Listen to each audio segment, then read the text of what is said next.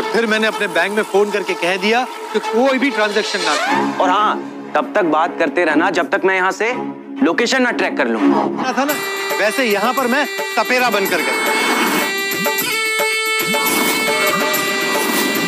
सांप ढूंढने के बहाने मैं अलग अलग घर में झांक कर देखने लगा और अपनी तहकीकात शुरू कर दी।